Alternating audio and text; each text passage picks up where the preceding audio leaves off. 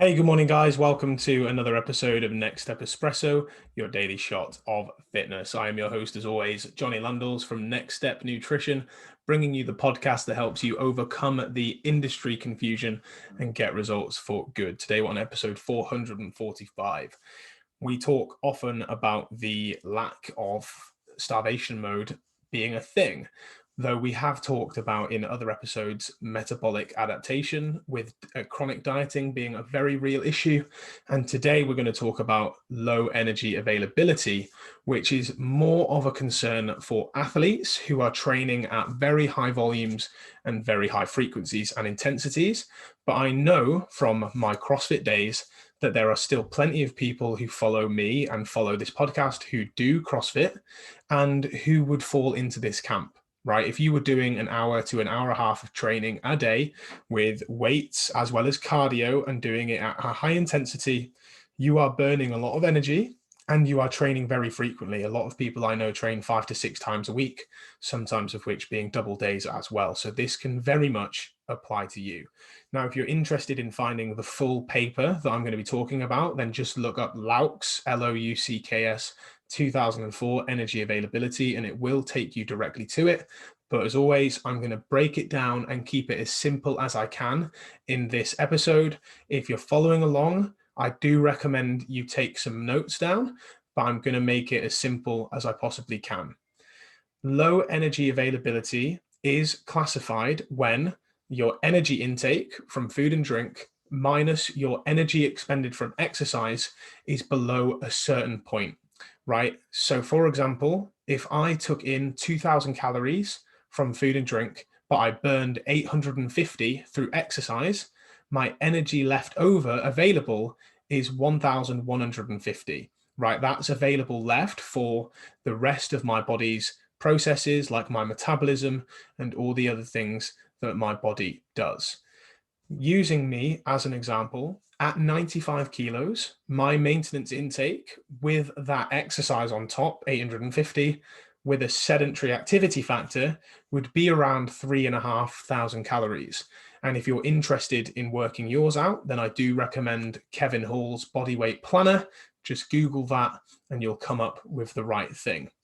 Now, Loucks and colleagues have hypothesized that energy intakes below 30 calories per kilo of fat-free mass, so your lean body mass without the amount of body fat you have in your system, will over time give you negative health consequences because you do not have enough energy there for normal bodily processes, for metabolism, for necessary thyroid function, hormone function in general, and therefore even performance and weight loss. So basically, chronically undereating below energy availability over time can affect your body's base metabolism, your ability to reproduce.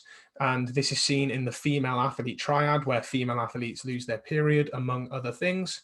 It affects your body's ability to recover because your body doesn't have enough energy there for bodily processes. So although a calorie deficit is necessary for losing body fat, if you are chronically below the minimum of energy availability, over time, you will struggle to lose body fat, you will struggle to perform well, and you will suffer from metabolic adaptation where your body won't have enough energy for exercise, it won't have enough energy for regular processes, your body will be chronically stressed, and you will just plateau and see no results in terms of strength improvements, drops in body fat, or improvements in performance. So usually when people do this, they think, well, I just need to eat less and train more. That's exactly the opposite that you need in this situation. In fact, you would probably need to train less and eat more. But to further convince you, let me give you my example, right? I'm 95 kilos at the moment, there or thereabouts, probably a couple kilos up from that at the minute. We've just assumed there that if I did 850 calories of exercise a day to maintain my body weight, it would be about 3,500 calories.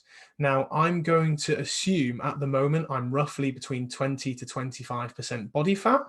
I don't know this off by heart. And if you want to know yours, the best thing to do would be to get a DEXA scan or just look up body fat percentage in men and women, and there are picture comparisons that can show you what you might look like. I would not recommend going on a Tanner scale where they shoot electrodes up your feet and on your hands, just because of the amount of inaccuracies that are in those systems. And if you want to know more about that, look up the podcast episode, Body Fat Percentages, and you'll hear my thoughts on those machines. So let's assume that I'm 20 to 25%. Let's take 25% because those are the maths that I've used in the calculations in front of me. 3,500 calories at a maintenance intake, right? 45 calories per kilo of fat-free mass is the upper end of energy availability that you want to remain at. And then 30 calories per kilo of fat-free mass is the very, very minimum. So between 30 to 45 is where they hypothesize you're going to be okay in terms of bodily processes. 45 calories per kilo of fat-free mass would be 3,200 calories for me at 25% body fat, and 2,137 calories would be 30 calories per kilo of fat-free mass. So that means when I'm training hard, exercising 850 calories a day, the minimum calorie intake I would want to be at would be 30 calories per kilo of fat-free mass, which would be 2,137.5 calories a day. And the top end would be 3,195. I know from working with people who exercise hard and often that oftentimes they could be below that 30 calories per kilo of fat-free mass. And if you are below that for too long, as I said, it makes it very, very difficult for your body to recover, for your body to gain muscle, lose fat, and your body actually just kind of plateaus.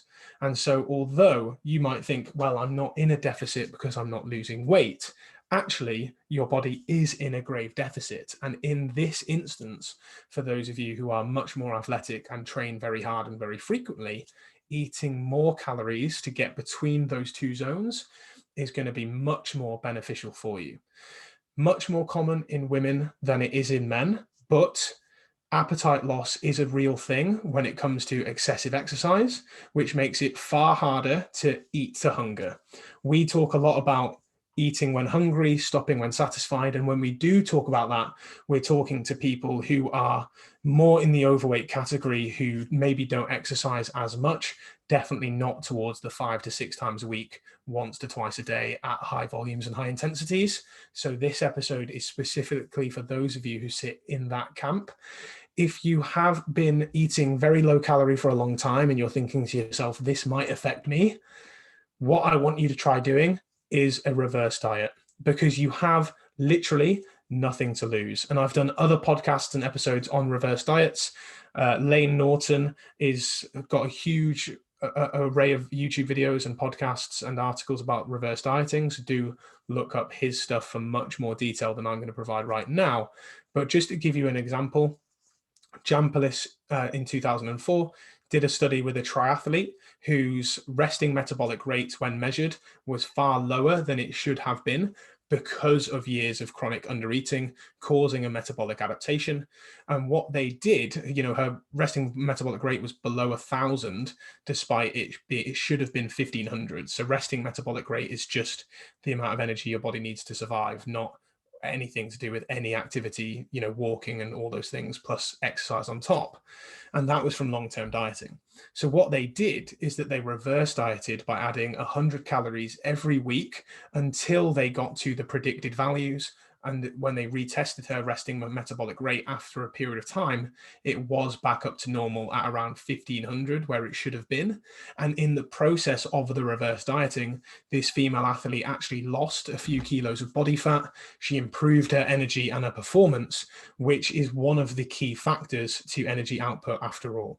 So if you're listening to this or watching this on YouTube and you're thinking, for ages I've suffered with low energy, I've suffered with feeling shitty, I've suffered with feeling like crap, despite the fact that I train hard and I'm eating in what I think is a deficit, you could be too far in a deficit. So go back, listen to the summary notes now. 30 to 45 calories per kilo of fat-free mass is where you want to be in terms of energy availability, which is your energy left over after the amount of exercise you've done. And if you want a much more accurate way of depicting your exercise calories, because it is very varied, but depending on frequency, intensity, and type of exercise, the best place for you to go to is metscalculator.com, where you can put in your body weight, you can put in the exact activity that you're doing, you can put in the rough amount of time, and you can work out there your rough amount of calories. But if you've been eating really low calories for a long time and you haven't seen any results, you literally have nothing to lose with trying a reverse diet, and actually you have everything to gain. Hope you've enjoyed today's episode of Next Step Espresso. That's an example of me going in more detail. Hope you enjoyed it. I'd love to hear your feedback on this episode and whether you found it useful. If you did, make sure you hit subscribe. Make sure you share this episode on social media. Share the video on YouTube if you so care to, and make other people aware that Next Step Espresso exists. And let's keep diet and exercise simple.